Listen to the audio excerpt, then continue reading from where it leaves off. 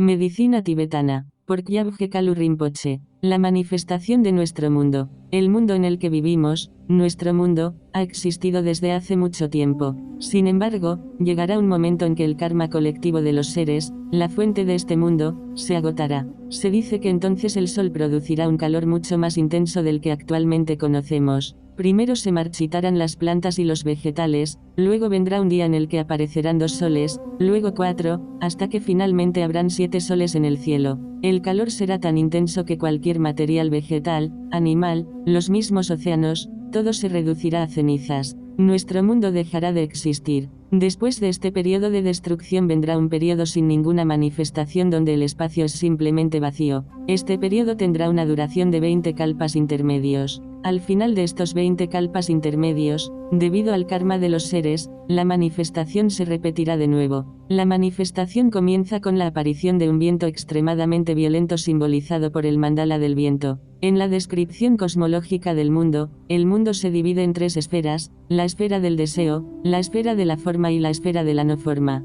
En la esfera del propio deseo, más allá del mundo de los humanos, existen otros mundos, los mundos divinos. La esfera del deseo incluye 33 categorías de mundos divinos. La esfera de la forma cuenta con 17 clases, que se agrupan en 4, llamadas estados de concentración. Se habla del primero, segundo, tercero y cuarto estado de concentración. En el momento en el que se produce esta remanifestación del mundo, en el tercer grado del mundo de los dioses de la forma, es decir, el tercer grado de concentración, se produce una acumulación de nubes muy densas que producen una lluvia que cae sin interrupción durante muchos años. Esta lluvia que cae en el mundo del deseo, forma un inmenso océano por encima del mandala del viento. Por lo tanto, el mundo no existe por encima del viento, más que en la forma de un océano. La Tierra no existe todavía. Luego viene un momento en que el viento, agitándose de forma espectacular, se mezcla con el elemento fuego. La agitación del viento produce una agitación del elemento fuego.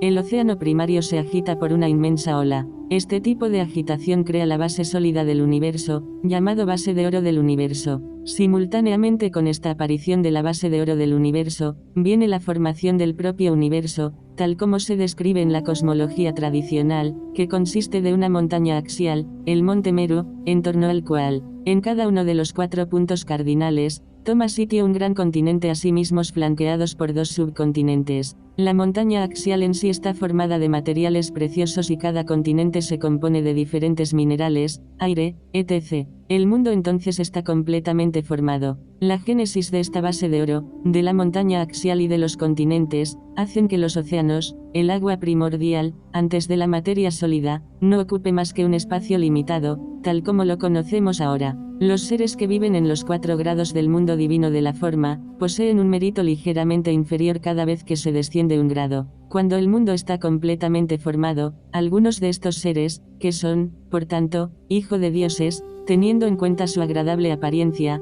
descienden sobre la tierra y la convierten en su hogar. Para ellos es un lugar de residencia muy agradable. Cuando tienen hambre, subían a los cielos, gracias a sus poderes mágicos, donde encontraban su alimento. Estos seres tenían una vida extraordinariamente larga. De entre todas las perturbaciones que se podían manifestar en ellos, ya sea la ira, el deseo, la opacidad mental, el orgullo, los celos, la avaricia, la distracción o bien la pereza, la primera en golpear su mente fue la pereza. Debido a la pereza, dijeron, siempre que se tiene hambre, hay que ir hasta allá arriba al mundo de los dioses, ¿por qué no más bien traer el néctar y alimentos para 7 días y así no regresar hasta 7 días más tarde? Con el paso del tiempo, aumentaron más los intervalos entre las búsquedas de alimentos, por lo que terminaron perdiendo totalmente sus poderes para poder ir al mundo de los dioses y volver de allí. En esa época no había en el cielo ni el sol, ni la luna. El cuerpo de los seres en sí mismo era luminoso. Emitía suficiente luz para que ver claramente en todo momento.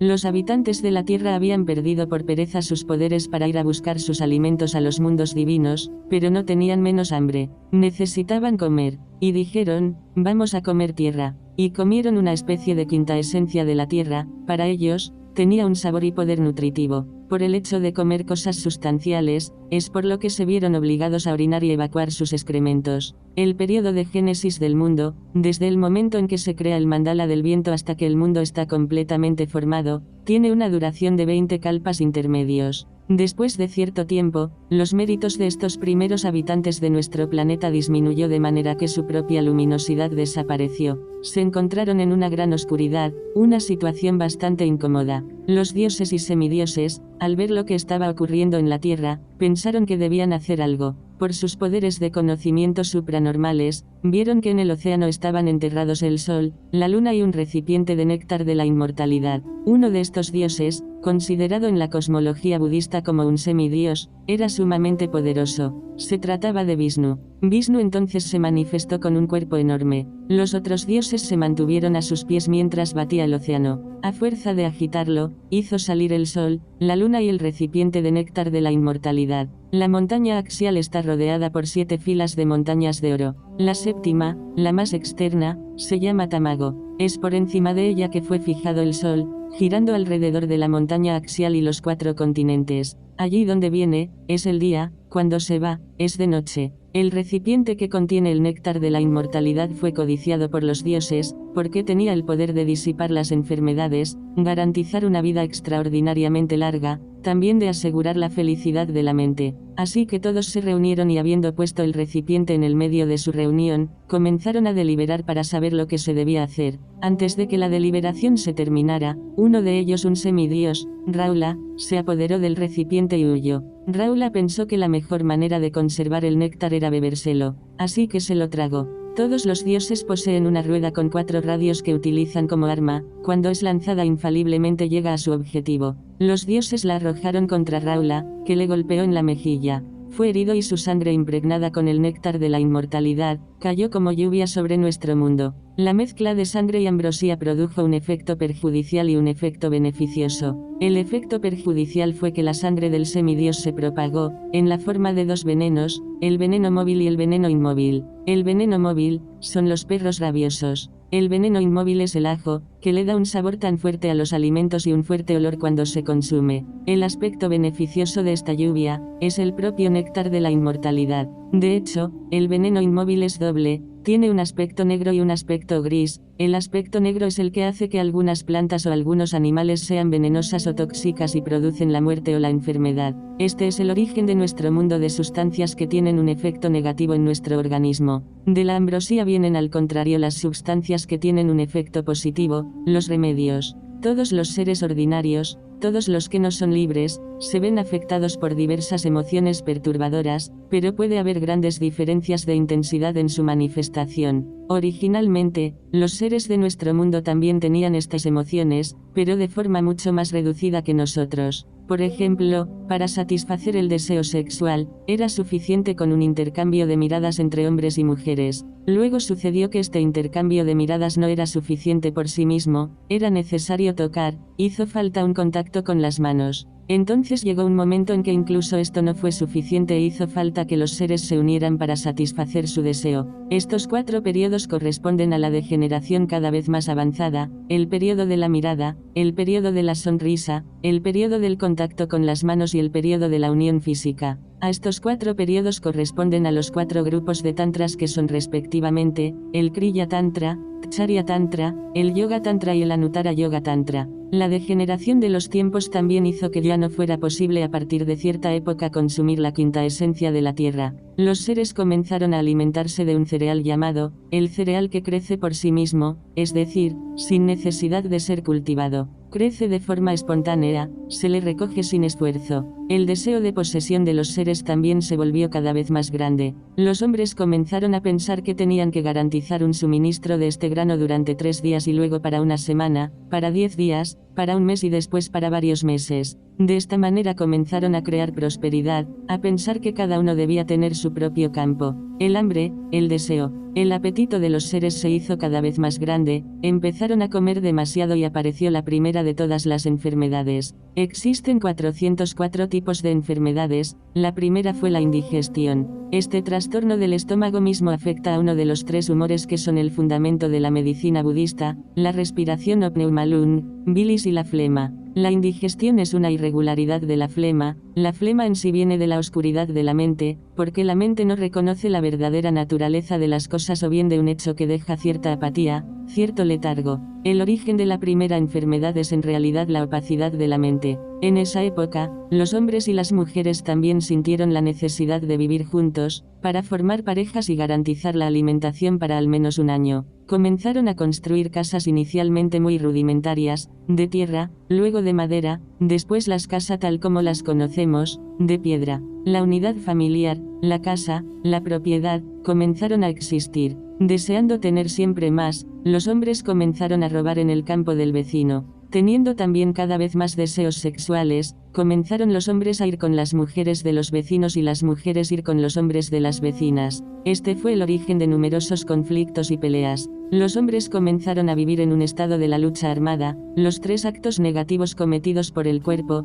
es de esta situación de la que comenzaron a aparecer, en primer lugar robar, luego tener una conducta sexual incorrecta. La situación se volvió relativamente intolerable, por esta la razón la gente comenzó a decir, habría que organizarse más, tendríamos que elegir un jefe para poner un poco de orden. Se formaron diversas tribus, cada una reconocía como líder al que era el más fuerte, el que tenía mayor sabiduría, más inteligencia. Luego se eligieron líderes para gobernar en regiones mucho más grandes. Este es el origen de los diferentes reinos. Al principio bastaba con que los jefes elegidos dijeran lo que debían hacer, porque todo el mundo simplemente obedecían. Luego, poco a poco, las emociones se volvieron cada vez más fuertes, la situación se deterioró, jefes y reyes se vieron obligados a promulgar leyes y castigar a quienes no obedecían. Llegó un momento en que los culpables se negaron a reconocer su culpabilidad. No he robado nada, no he cometido adulterio. De las 4 acciones negativas de la palabra, la mentira fue la que ocurrió primero. En ese momento, el deseo provocó una alteración de uno de los 3 humores, la respiración o pneuma.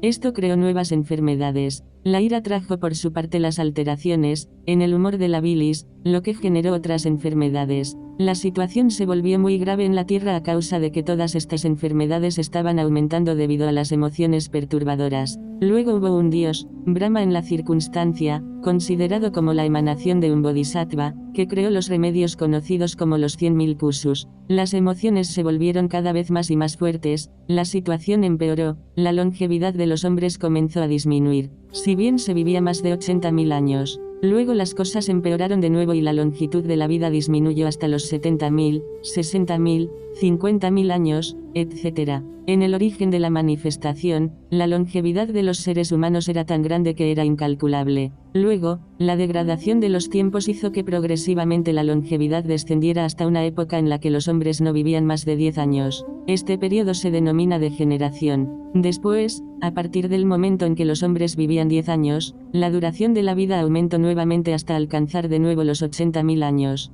Este periodo se llama una regeneración. Una vez que se volvió a los 80.000 años, se produjo un descenso hasta lo que los hombres no vivían de nuevo más de 10 años. Es un sistema en el que se alternan la degeneración y regeneración. Un kalpa comprende 18 periodos. El primer descenso desde un momento en el que los hombres viven una duración incalculable cuenta por sí solo por un periodo. Después de 16 periodos de subidas bajadas, luego viene un aumento, más largo que los otros ascensos, que cuenta por un periodo. El resultado es un total de 18 periodos. Durante el primer descenso, que es más largo, aparecen 4 Budas y en el último ascenso también aparecen 4 Budas. En los 16 dientes de sierra intermedios se manifiestan 992 Budas. Ahora estamos en la gran periodo descendente del principio. Cuando la esperanza de vida era de 80.000 años apareció el primer Buda del ciclo, su nombre era Koruadjik. Cuando la duración de la vida no fue más de 20.000 años, apareció el segundo Buda llamado Serto. Cuando los hombres no vivían más de 10.000 años apareció el tercer Buda, Eusung. En nuestra época, en el que la duración de la vida humana está bastante cerca de 100 años, apareció en el cuarto Buda, Sakyamuni. En la época de la manifestación de los 3 primeros Budas, los tiempos fueron lo suficientemente degenerados como para alterar los 3 humores, la pneuma, la bilis y la flema, habiendo provocado un gran número de enfermedades. Cada uno de los 3 Budas no solo enseñó el Dharma, sino también los remedios necesarios. Sin embargo, al final del reinado de cada uno de estos Budas, el Dharma, así como los remedios cayeron en el olvido. Cuando apareció el Buda Sakyamuni, el Dharma y la medicina del Buda anterior, el Buda Usun, habían desaparecido. La medicina de nuestra era. Ahora vamos a comentar las enfermedades y los remedios que aparecieron en esta época del Buda Sakyamuni. Las enfermedades, los sufrimientos de los seres, son innumerables. Habiendo considerado este sufrimiento y estas enfermedades, un ser, al que se llamó más tarde Sangyemenla, desarrolló una gran bodhicitta, un muy gran amor puro por todos los seres, un gran deseo de rescatarlos a todos.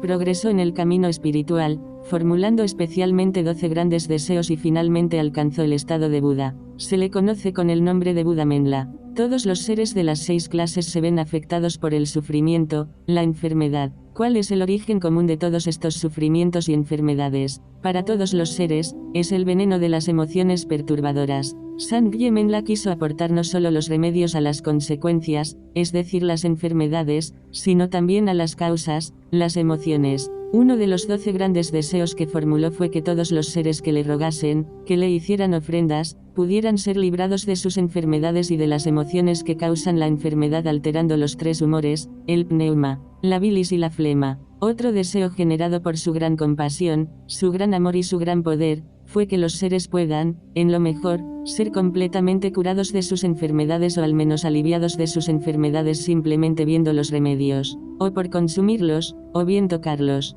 Formuló el deseo de que todos los seres en nuestro mundo, que toman diferentes votos, los votos de fieles laicos, de primer grado de monje, o de monje completamente ordenado, a pesar de sus emociones, puedan ser capaces cuando le rezan, de mantener sus votos. Si algunos de estos seres rompen sus votos, esto les lleva a renacer en los mundos inferiores o en los infiernos. Sangyemenla expresó el deseo de poder rescatarlos de los mundos inferiores o de los infiernos y simplemente tirando un pañuelo de seda y haciéndolos renacer en los mundos superiores. Si oramos a Sangyemenla, si hemos cometido grandes actos negativos, apenas hayamos visto los infiernos cuando vayamos a tomar nacimiento, seremos inmediatamente liberados por Sangyemenla. A los occidentales les gusta salir mucho, ir a los espectáculos, ver todo tipo de cosas. Sería bueno que también un día fueran a ver cómo es el infierno. Sangyemenla también desea que todos los seres que están en la pobreza, que no tienen alimentos, que no tienen ropa que ponerse, que no tienen casa, que todos ellos, si le rezan, puedan conseguir todo lo que necesitan.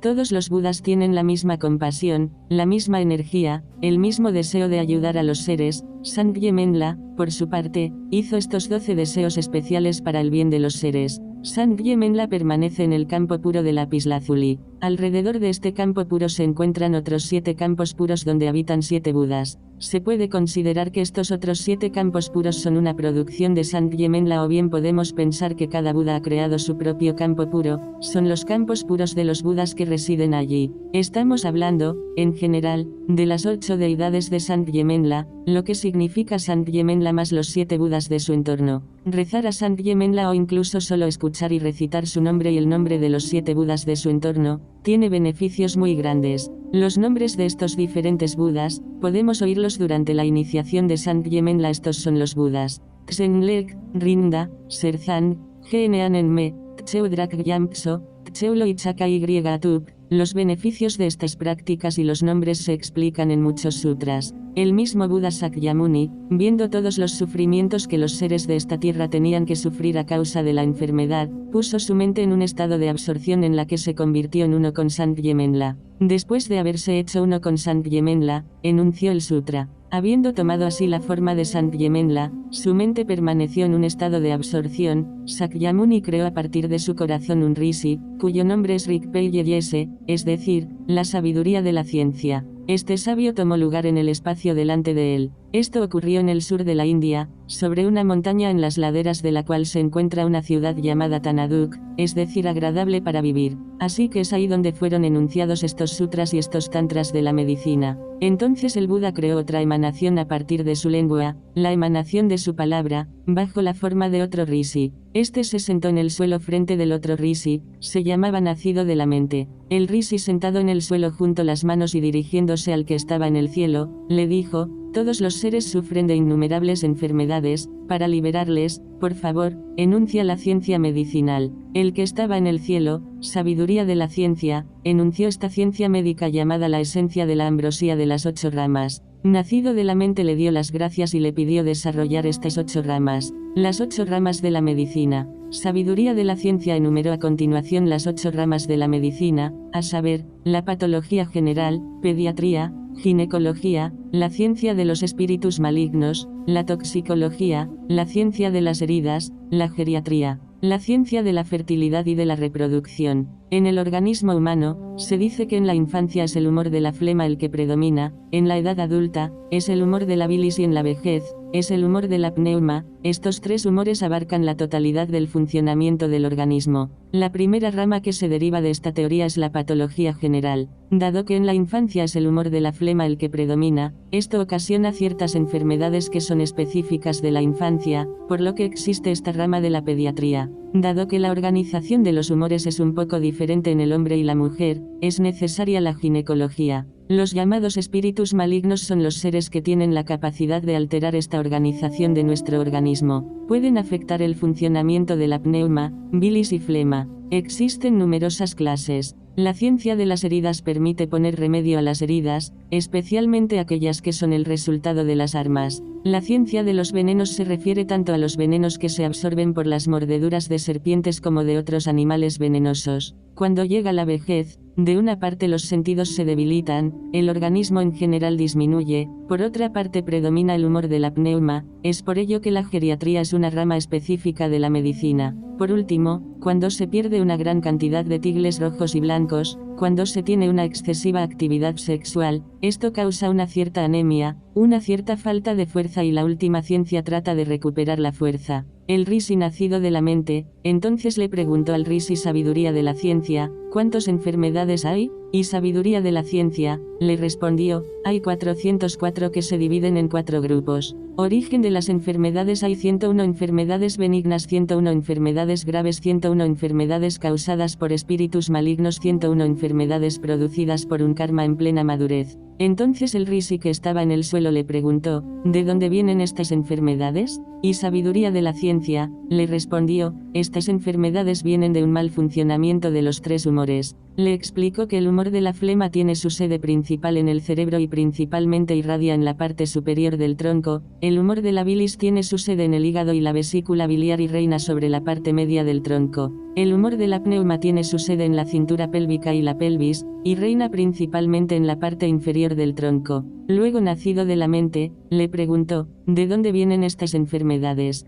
Sabiduría de la ciencia, respondió, estas enfermedades vienen de 3 malos funcionamientos de los humores. Puede haber exceso, deficiencia, o perturbación mutua. Por ejemplo, la flema tiene su sede en el cerebro, el exceso de flema producirá ciertos tipos de enfermedades. Al contrario, una deficiencia de la flema producirá otras enfermedades. La flema también puede mezclarse con uno de los 2 otros humores de forma desigual, esto creará incluso otras enfermedades. Todas las enfermedades tienen como soporte los diferentes componentes del cuerpo: sangre, tejido adiposo, carne, músculos, huesos, médula, piel o también los óvulos o esperma. En nuestros cuerpos viven además 84.000 microorganismos y su acción, su equilibrio o su falta de equilibrio, también puede crear enfermedades. También tenemos en nuestro cuerpo 72.000 vasos sanguíneos, 900 ligamentos, 16 tendones. Y todo esto aún puede ser la causa de enfermedades. Las enfermedades también pueden afectar a los diferentes órganos de los sentidos: vista, oído, olfato,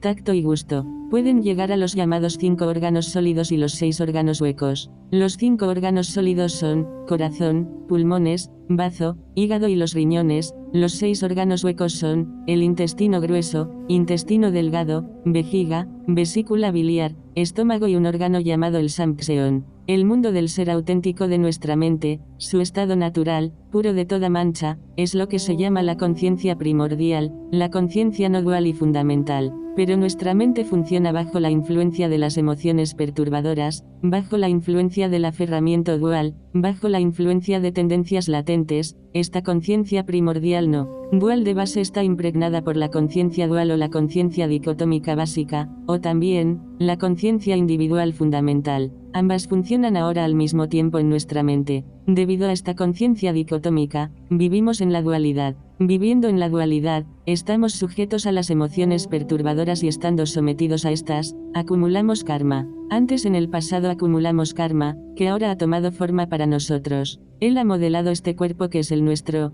llamado el cuerpo de la plena madurez de nuestro karma. Nuestra mente se limita a un ego, asimila el ego con el cuerpo, nos identificamos con nuestros cuerpos. Estamos seguros de que yo y mi cuerpo son, en realidad, una sola entidad. Debido a esta asimilación, nuestra mente siente como suyos todos los sufrimientos, todas las enfermedades del cuerpo. La actividad de la conciencia original primordial se manifiesta, por el contrario, en lo que aporta alivio, un alivio para este tipo de enfermedades, ya sean medicamentos, el arte medicinal o remedios que se pueden encontrar en nuestra tierra. Nuestro cuerpo tiene dos manos. Podemos comparar una de estas manos con la conciencia primordial original, la otra con la conciencia dual y decir que una tiene una acción perjudicial, la otra una acción beneficiosa. Pero, de hecho, en nuestra mente las dos están relacionadas, las dos coexisten. Una es la causa de las enfermedades, la otra es la causa que permite aliviar las enfermedades. Diagnóstico.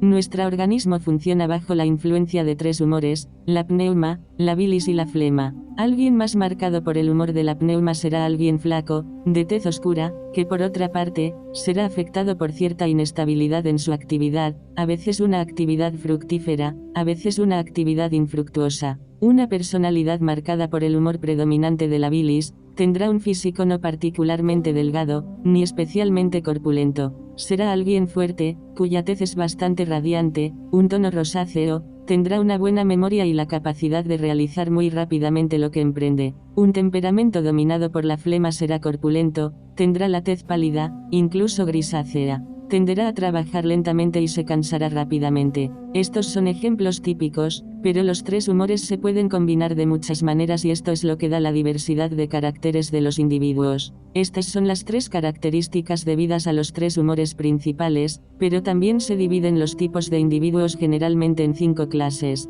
Para diagnosticar la enfermedad, ha sido enseñado por el sabio, la emanación de Sakyamuni, que se llamaba sabiduría de la ciencia, que hay 3 métodos: examen visual, palpación y la interrogación del paciente. En general, el médico comienza con el interrogatorio, se le pregunta al paciente cuánto tiempo hace que está enfermo, si su enfermedad empezó en otoño, primavera, verano, invierno, si conoce la causa que desencadenó la enfermedad, al comer esto o aquello, tiene ciertas reacciones específicas, etc. Luego el médico puede utilizar lo que se llama la palpación, es decir, tomar el pulso del paciente. Generalmente, todas las enfermedades evolucionan de la misma manera. Se manifiestan primero débilmente, luego se desarrollan alcanzando su apogeo y luego, si se pueden curar, también disminuyen gradualmente. Se puede detectar la enfermedad tocando las arterias en varias ubicaciones. Se puede elegir las arterias de la garganta, pero pueden inducir a error porque aunque la enfermedad está todavía en su desarrollo temprano, podemos creer que ya ha tomado mucha fuerza,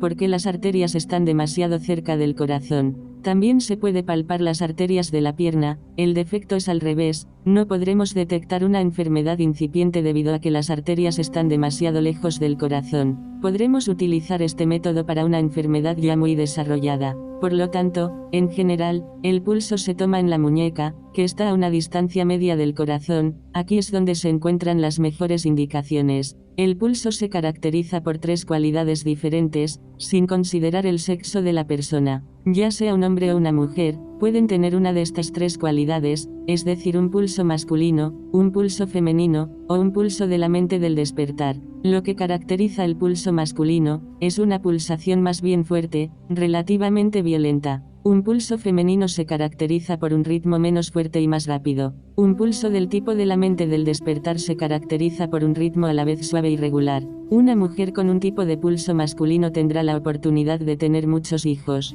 Un hombre que tiene un pulso de tipo femenino probable tendrá una larga vida. En una pareja formada por un hombre y una mujer que tienen ambos un tipo pulso de la mente del despertar, ambos tendrán sin duda una larga vida. Tendrán pocas enfermedades, mantendrán buenas relaciones con sus superiores jerárquicos, por el contrario van a tener relaciones difíciles con sus subordinados. Por otra parte, es muy probable que no podrán tener hijos. Estos 3 son los pulsos permanentes de cada persona. Si podemos reconocer la calidad del pulso del paciente, es fácil de diagnosticar la enfermedad. Por contra, si uno no es capaz de verificar la calidad del pulso del paciente, va a ser la fuente de muchos errores de diagnóstico. Podemos, por ejemplo, tomar lo que es simplemente el funcionamiento normal de un pulso femenino como una alteración de la bilis, o el funcionamiento normal del pulso masculino como la indicación de una enfermedad de la sangre y lo que es simplemente un pulso de tipo de la mente del despertar normal por un trastorno de la flema. Otro elemento que se debe tener en cuenta cuando se toma el pulso del paciente, es la época del año. Hay 4 estaciones.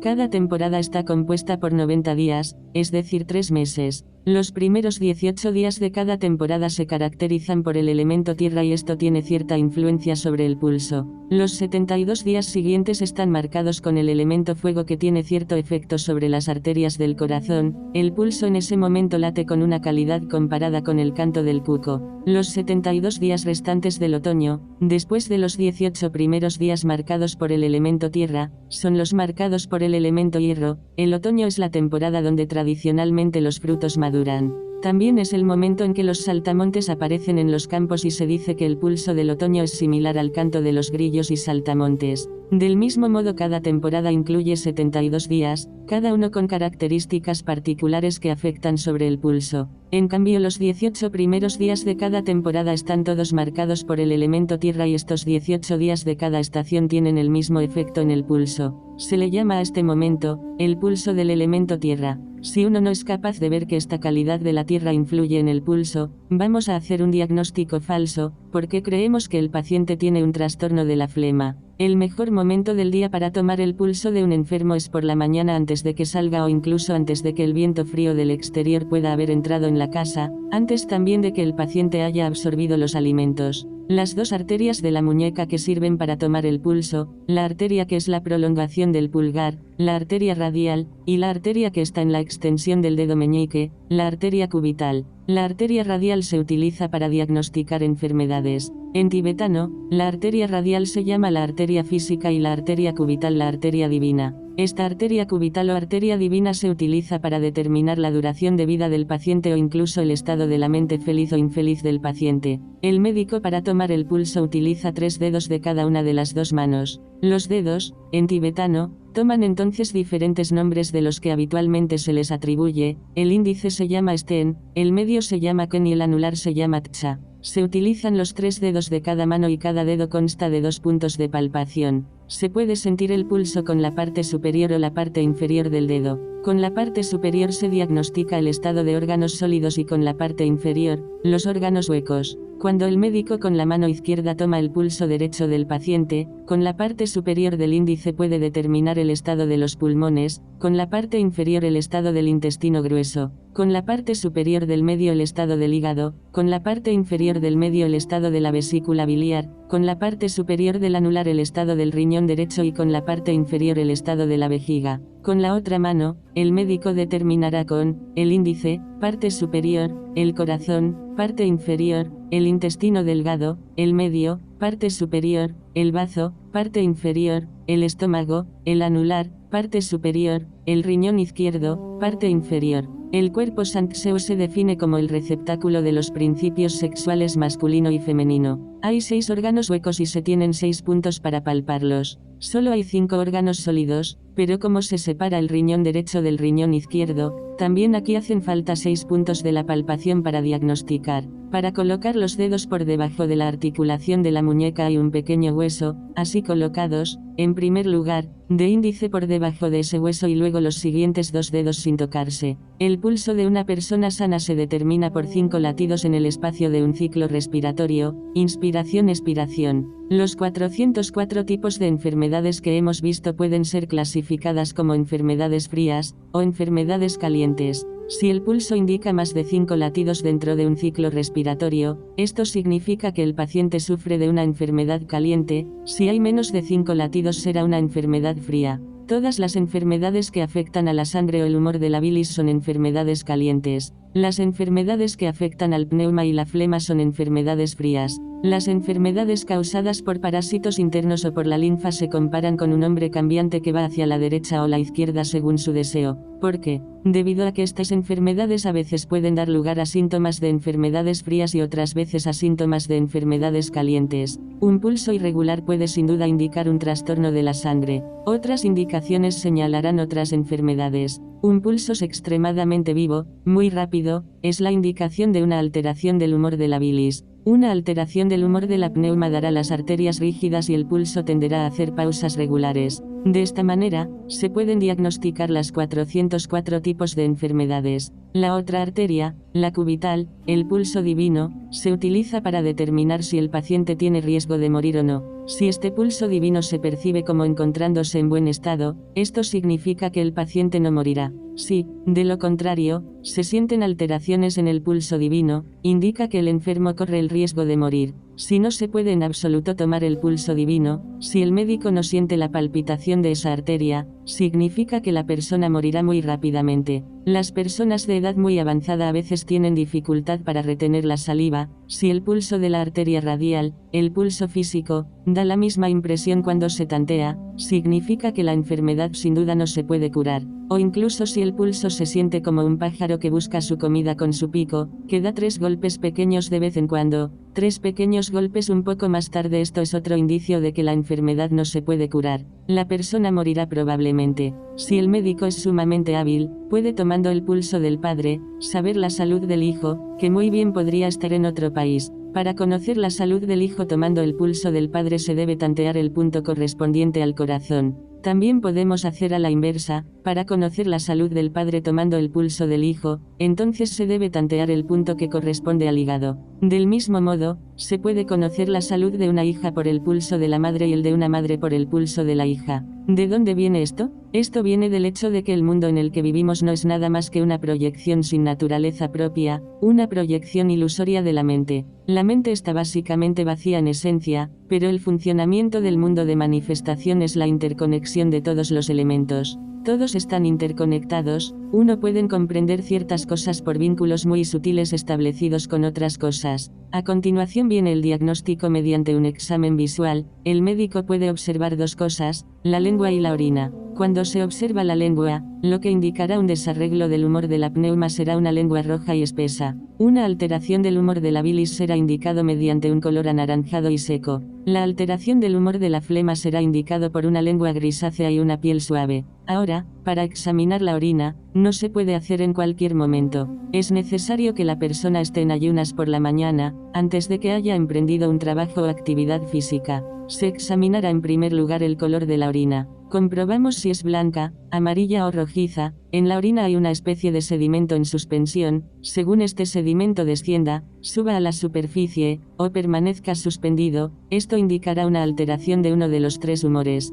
También se examina la espuma que se forma en la superficie de la orina y sacamos otras indicaciones según sea más o menos espesa. Luego se agita la orina con un palo y vemos cómo se forman las burbujas. Si se forman de grandes burbujas, será una indicación de un trastorno de la flema. Las burbujas que estallan inmediatamente será indicación de trastornos biliares. Por una observación minuciosa de la formación y desaparición de las burbujas, se puede ver cuál humor o qué combinación de humores está en juego. Entre los 404 tipos de enfermedades, vimos que se distinguían 101 enfermedades benignas. Estas son las enfermedades que pueden curarse por sí mismas, siempre que simplemente se tenga un poco de atención a su actividad, su comida. Si se hace así, tendrá que recurrir o no a un médico. De todos modos, tiene todas las posibilidades de curar. Las 101 enfermedades que son causadas por espíritus malignos. Para estas enfermedades, los remedios médicos tienen efecto, pero relativamente limitado. Son principalmente los rituales. Hay diferentes tipos de rituales según el tipo de espíritu maligno, que permiten erradicar la enfermedad.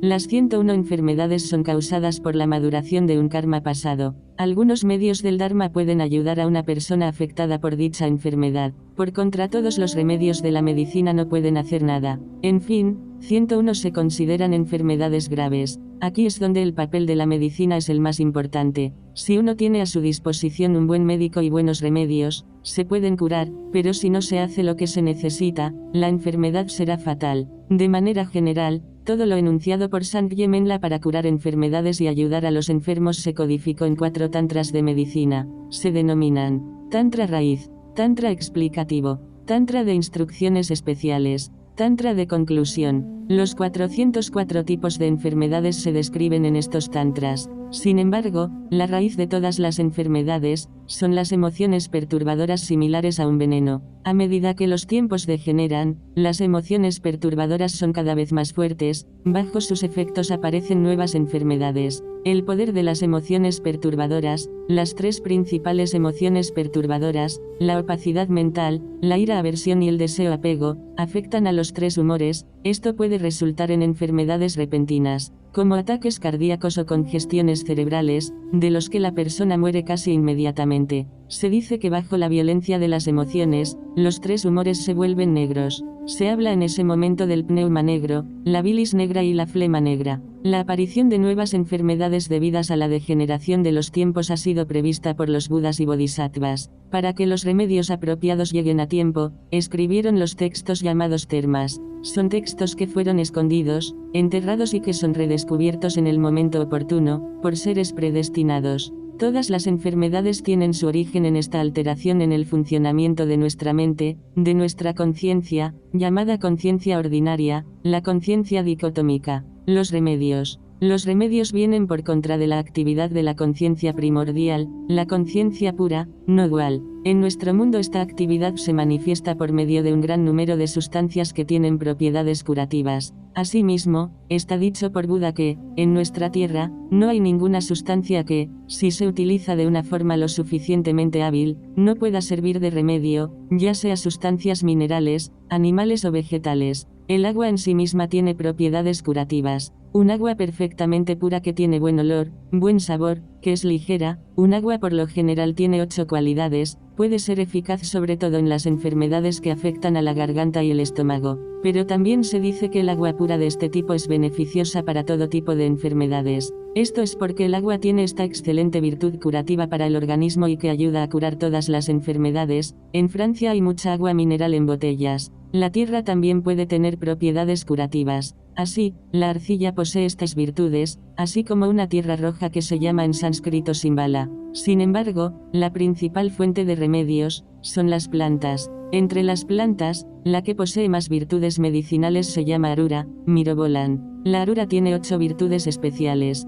Otras plantas son especialmente conocidas por sus virtudes medicinales, Baru y Siru. De forma general, casi todos los frutos de los árboles tienen virtudes curativas. Poseen 6 sabores que son dulce, salado, picante, ácido, amargo y astringente. Los remedios tienen un efecto en relación con el momento de la absorción. Algunos remedios tienen un efecto en el mismo momento que son absorbidos, otros en el momento que son digeridos. Los efectos de otros aparecen solo cuando la propia sustancia se ha eliminado del cuerpo. La Arura es eficaz durante los 3 periodos, en el momento en el que es absorbida, durante la digestión y una vez que ha sido evacuada del cuerpo. Por esta razón, se dice que la Arura tiene 3 virtudes calmantes o 3 virtudes curativas. La Arura tiene también 17 virtudes que son de actuar tanto inmediatamente, como más tarde y también para poder mezclar con otras sustancias. Existen 5 especies de Arura nombradas según la forma del fruto, el que se parece más o menos a la forma de un dátil. La primera especie, es la que tiene más efectos, es el más renombrada, se llama Arura perfectamente victoriosa.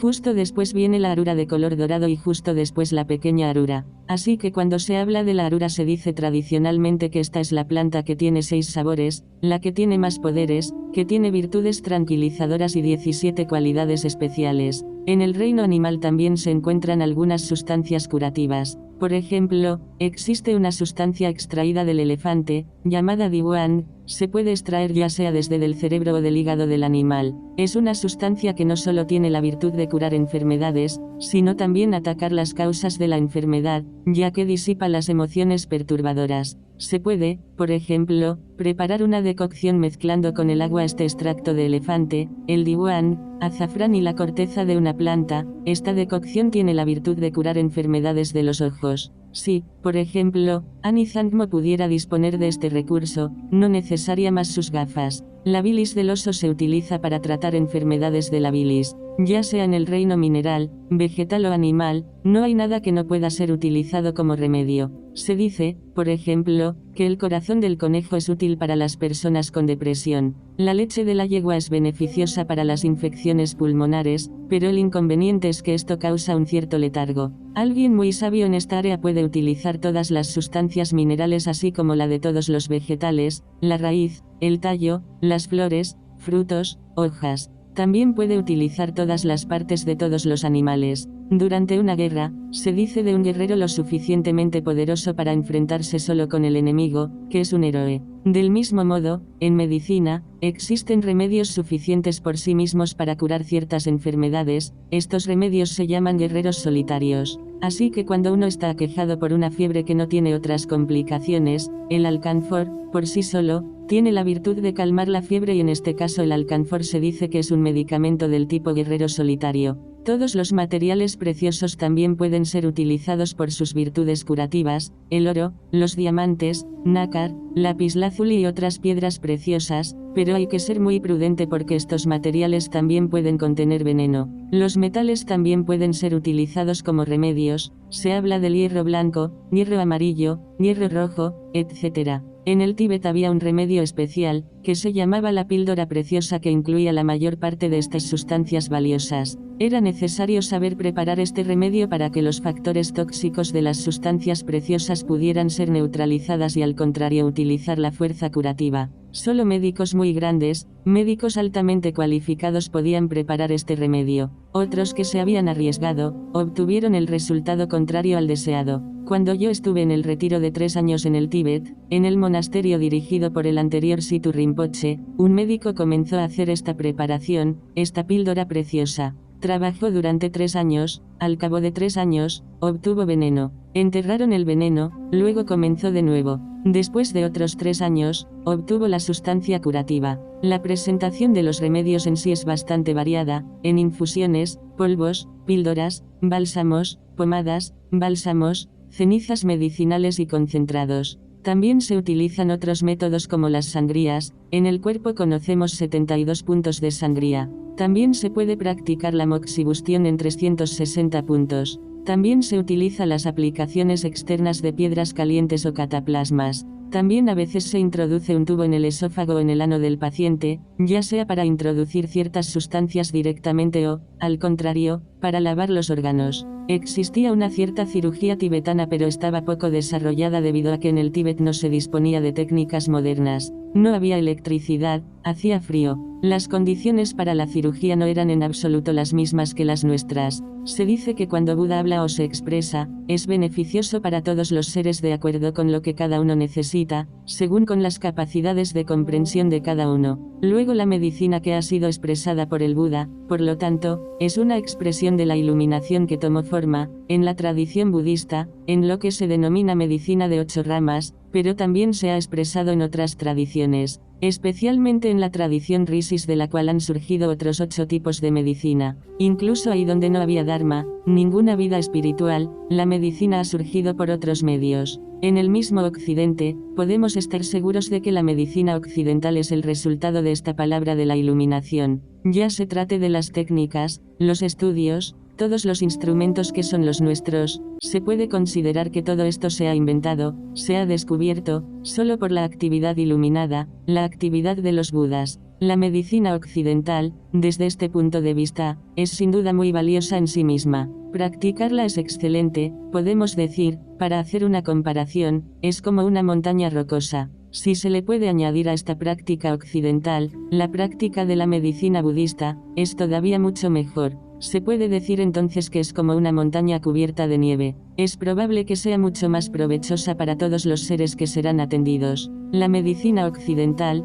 en particular, tiene remedios muy eficaces para curar las enfermedades que están en el sistema budista clasificadas en los 404 tipos. Podemos decir que la medicina occidental también es comparable a un gran río. Sin embargo, hay aspectos de la medicina budista que no se contemplan en la medicina occidental, como los rituales que permiten obtener una larga vida o los métodos que permiten curar las enfermedades causadas por espíritus malignos. Esto es comparable a otro gran río. Si los dos grandes ríos pueden unirse, esto creará un río todavía mucho más poderoso. Preguntas y respuestas. A veces se recibe como resultado de ciertas iniciaciones una especie de pequeña píldora que se llama mendrup en tibetano. Estas píldoras son remedios preparados con 8 sustancias básicas a las que se añade 1 millar de otras sustancias. Se preparan durante rituales muy largos. Por ello el remedio no es solo un agregado de sustancias, también está impregnado de la gracia de la ciencia espiritual de grandes maestros, grandes lamas, grandes bodhisattvas. Tomar este remedio es útil no solo para curarse de las enfermedades y apartar todos los espíritus malignos, sino también para eliminar los velos de la mente y purificarse de las faltas kármicas 17. Se dice que la absorción de estos mendrups permite disipar muchos velos y numerosos actos negativos, incluso las semillas kármicas que nos llevarían a renacer en los mundos inferiores o en el infierno. Al contrario, permiten renacer en los mundos divinos y en última instancia lograr la liberación. Hace un tiempo cuando los lamas tibetanos venían de la India con ese tipo de sustancias en su equipaje y llegaban a las fronteras, los aduaneros inspeccionaban con una mirada muy desconfiada. Pensaban que eran drogas o algo por el estilo, pero ahora no hay ningún problema. Desde el punto de vista budista, nuestro cuerpo también tiene una organización en canales sutiles en los que circula un soplo sutil que se denomina prana. Cuando este soplo circula demasiado rápido o toma direcciones aberrantes, esto crea trastornos mentales. Pero, en general, estos trastornos mentales son causados por espíritus malignos. En el Tíbet, las enfermedades mentales eran raras. Sin embargo, cuando el caso se presentaba, se administraban sustancias a la persona, pero sobre todo se hacían ciertos rituales, en particular el ritual de CHO. Pregunta, ¿hay una enseñanza aparte de esta medicina tradicional? Continuación inaudible. Rinpoche, en el pasado, en las escuelas de medicina solo se enseñaba medicina tradicional, no había ninguna otra medicina. Ahora en la India, en Dharamsala, ha sido establecida una escuela de medicina. Principalmente se enseña la medicina tradicional, pero los médicos que trabajan en ella estudian por sí mismos tanto como pueden, las técnicas occidentales modernas. Pregunta, un enfermo que sabe que padece una enfermedad pulmonar, por ejemplo, alguien con tuberculosis, ¿a quién se dirige? Rinpoche, no hay una regla general. En algunas regiones de la India habitadas por tibetanos, se encuentran ambas medicinas. Para una persona con tuberculosis, es un poco según la confianza que tenga en una u otra medicina. Según sus propias afinidades, irá a ver a un médico tradicional tibetano o al contrario un médico que aplica los métodos occidentales. Pregunta, inaudible, sobre la imposición de manos. Rinpoche, los fenómenos están interconectados, existe una relación entre todas las cosas. Esto explica que puede haber una relación entre las manos de algunas personas y las enfermedades de otras personas. Puede haber un poder curativo. Sí, por ejemplo, si se tiene una herida superficial en la mano y se lame, esto ayudará en la curación de la herida. Las técnicas de imposición de las manos son muy raras en el Tíbet. En Occidente aparentemente, muchas personas tienen este don de imposición de las manos, parece dar resultados beneficiosos. Un cierto número de médicos probablemente han venido hoy o personas que ejercen de una manera u otra la profesión médica. Por su profesión ustedes alivian considerablemente el sufrimiento de muchos seres. Les agradezco a todos por practicar esta profesión con amor y compasión. El médico y su motivación. Hemos visto, brevemente, cuáles son las enfermedades y cuáles son los remedios. El que diagnostica y administra los medicamentos, es el médico. También hay que saber lo que se entiende por médico. Ya se trate de un médico de tradición budista, un médico tibetano o un médico occidental, no hay diferencia, es necesario en cualquier caso que haya estudiado perfectamente la ciencia médica, los remedios y que haya adquirido un conocimiento práctico. Sin embargo, si el conocimiento teórico y práctico es muy importante, el médico también debe tener y sobre todo, amor y compasión. Necesita saber entender que todos los seres han sido nuestras madres y nuestros padres en las vidas pasadas un gran número de veces, que todos tuvieron con nosotros la misma preocupación que nuestra madre y padre de esta vida. Sin embargo, todos estos seres ahora vagan en el samsara y sufren de diferentes maneras. En vidas anteriores, Todos los seres han acumulado diferentes karmas por hacer diferentes actos, positivos o negativos. La calidad del karma de cada uno varía con la mezcla negativo-positivo. Sin embargo, todos los que ahora han tomado nacimiento humano tienen un karma bastante positivo ya que obtuvieron este nacimiento humano. Esta existencia humana es una buena existencia, un buen soporte de existencia. Al renacer como un ser humano, estamos sometidos al apego a un ego, nos identificamos con nuestro cuerpo, pensamos yo soy mi cuerpo, nos asimilamos a nuestro cuerpo y por tanto con los 5 elementos que lo componen. Las diferentes alteraciones de estos 5 elementos, es decir, el exceso de uno de estos elementos o la deficiencia de otro, o bien los trastornos que los elementos pueden producir el uno del otro, producen diferentes enfermedades, diferentes sufrimientos. La mente es la que los experimenta. Debido a que la mente se asimila por el momento al cuerpo, no solo experimentamos enfermedades, temores, angustia, sufrimiento, sino que también vamos a estar sujetos a la muerte. Todos los seres han sido nuestros padres, quienes tuvieron para nosotros esta gran bondad. Todos están ahora en una situación en la que se asimilan a sus cuerpos y sufren considerablemente. La medicina es el arte que permite disipar este tipo de sufrimiento. Por lo tanto, el médico debe tratar al paciente con una mente de gran amor, gran compasión, una mente de aspiración a la iluminación de todos. Es en esta mente que él se propone aliviar el sufrimiento de los pacientes. Cuando se tiene esta actitud de amor, de compasión, de mente del despertar, si uno es budista, es una actitud que, por supuesto, corresponde completamente con las enseñanzas del Buda, cuyo corazón es a la vez vacuidad y compasión. Si uno no es budista, si se sigue otra tradición, o incluso si uno no sigue ninguna tradición espiritual, siempre y cuando se tiene por motivación el amor, la compasión, no hace ninguna diferencia con un practicante budista. El mérito, la calidad positiva de esta actitud, se mantendrá para la persona tanto en esta vida como en las vidas futuras. Ha sido dicho por el propio Buda que si la bodhicitta, es decir, la aspiración altruista, el amor y la compasión, tuviera una forma, todo el espacio no sería suficiente para contenerla. Esto se dice solo para dar una idea de la magnitud del valor de esta motivación. El camino que conduce al estado de la iluminación, el estado de Buda, es el camino de las 6 paramitas, las 6 perfecciones. Un médico que practica con amor, con compasión para aquellos a los que él asiste, ya practica la primera de las 6 paramitas, la generosidad. La generosidad toma 4 formas.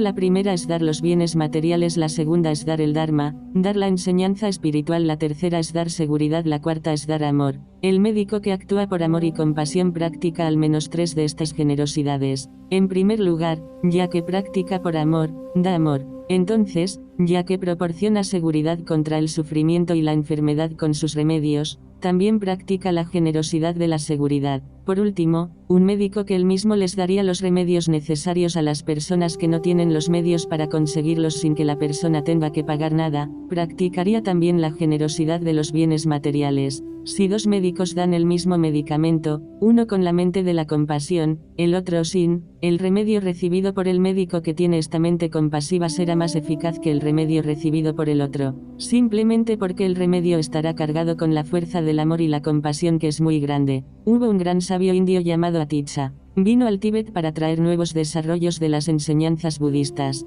Aticca un día tuvo una mano enferma, tenía un discípulo llamado Dromtewempa. Se trataba simplemente de un fiel laico, pero un discípulo muy cercano. Aticca le pidió a Dromtewempa que tomara su mano en la suya y soplara encima. Dromtewempa respondió, ciertamente no, no tengo ningún poder, esto no hará nada. Aticca dijo, sí, porque tienes mucho amor, mucha compasión y por lo tanto estoy seguro de que si tomas mi mano en la tuya, esto la curará. Está escrito en los 4 tantras de medicina que la persona que desee tener una buena práctica del Dharma, que desee ser lo suficientemente rico y quiera ser feliz, debe ponerse a estudiar medicina. También se dice que el que desea perfeccionar la paramita de la generosidad, debe estudiar la ciencia médica. Finalmente se dice que a quien le gustan los honores, le gusta que otros le respeten y se postren ante él, este también debe estudiar medicina. Pero el que practica la medicina sin esta mente de amor, de compasión, incluso si es un médico tibetano budista, verdaderamente no se puede decir que sea médico,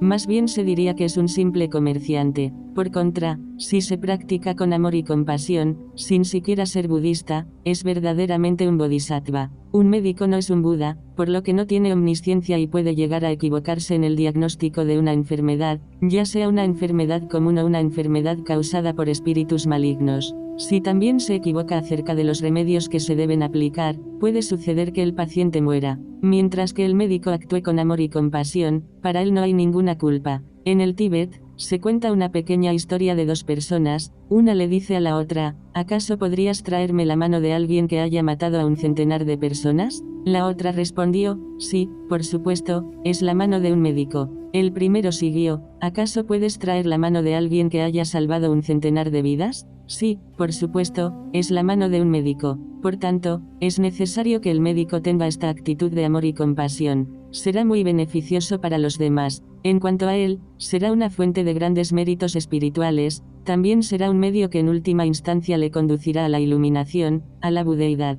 Cuando se establece el diagnóstico y se administran los remedios, también hay que considerar la relación entre los humores y algunos periodos. Por lo tanto, los periodos más en relación con el humor de la bilis es el otoño, el mediodía y la medianoche, con el humor de la flema es la primavera, la mañana y el crepúsculo, y con el humor de la pneuma, el verano, el amanecer y la tarde. Todas las enfermedades se pueden reducir a un mal funcionamiento en estos tres humores: pneuma, bilis y flema. Cuando se padece una enfermedad que concierne a la pneuma, se dice además que es beneficioso permanecer con las personas con las que nos llevamos bien. Si se padece de una enfermedad que afecta al humor de la bilis, se debe permanecer en un lugar o una casa más bien fresca y evitar la actividad. Si se padece de una enfermedad que altera la flema, al contrario, la actividad física es beneficiosa. Por ejemplo, para los budistas, las postraciones pueden ayudar a curar. Un proverbio tibetano dice: un caballo que corre demasiado enfermará, un hombre que es demasiado inactivo enfermará.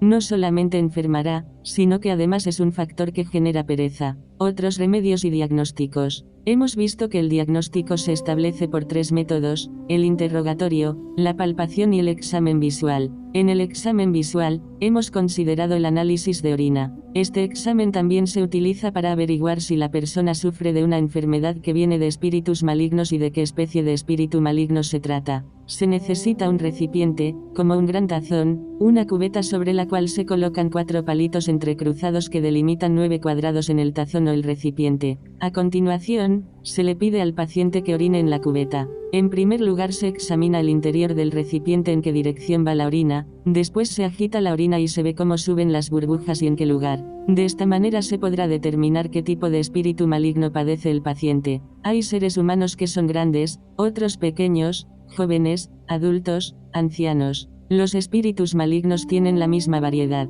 Se distinguen 8 especies principales. Los nagas forman parte, también hay los espíritus reales, los virulentos, etc. Cuando se examina el ascenso de las burbujas en la superficie de la orina, según el cuadrado donde suben, se determina qué tipo de espíritu maligno se trata. Si suben en cierto cuadrado, esto indica que el paciente es atacado por los espíritus reales, en otro cuadrado, por los espíritus virulentos, etc. Todos los datos que permitan identificar el espíritu que ataca al paciente se dan en el Tantra de medicina. Una vez determinado el tipo de espíritu maligno que perturba al paciente, podemos saber qué tipo de ritual hay que practicar. Para las 101 tipos de enfermedades causadas por espíritus malignos, el remedio principal son los rituales. También se aplican remedios medicinales propiamente dichos, pero por lo general primero se realizan rituales. Entonces, cuando el espíritu maligno ha sido expulsado, para disipar las secuelas, las marcas físicas de la enfermedad, se dan los remedios. Pero primero se deben expulsar los espíritus malignos.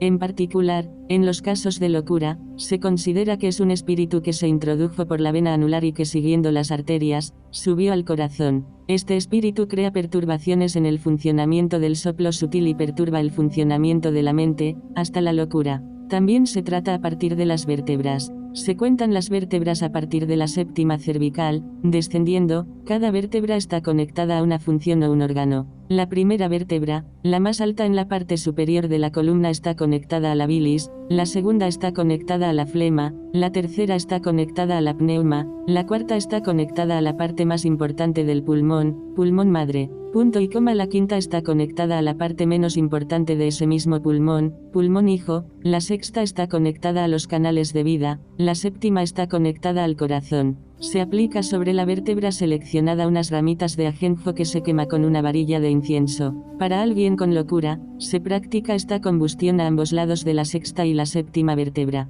Se dice que el corazón es como un rey sentado en su trono, que el pulmón madre es como la reina y que el pulmón hijo es como el príncipe. El médico también puede seguir la línea que va desde ambos pezones para un hombre, de los dos pechos para una mujer y tantear un punto con el dedo. Si esto produce un dolor particular, indica una enfermedad. También se coloca ahí la artemisa, quemándola. Para alguien alcanzado por el mutismo, el punto correspondiente está justo debajo del labio inferior.